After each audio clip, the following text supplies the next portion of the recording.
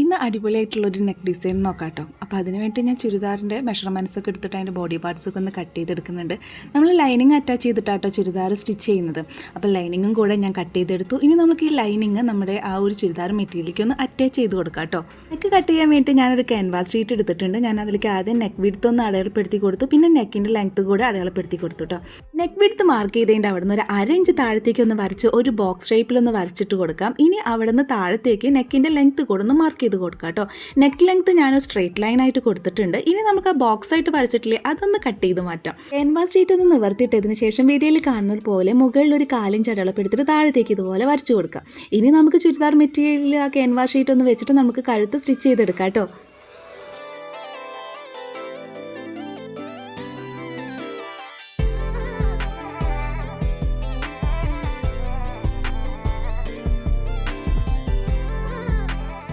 ഇപ്പോൾ ഇതേ നമ്മുടെ നെക്ക് സ്റ്റിച്ച് ചെയ്ത് കഴിഞ്ഞിട്ടുണ്ട്. ഇനി നമ്മൾ ആ ക്യാൻവാസ് ഷീറ്റ് വെച്ചിട്ട് അടിച്ചിട്ടുള്ള മെറ്റീരിയൽ ഉണ്ടല്ലോ അതിനുള്ളിലേക്ക് നല്ല വൃത്തിയായിട്ടൊന്ന് മടക്കിയിട്ട് കൊടുക്കാം.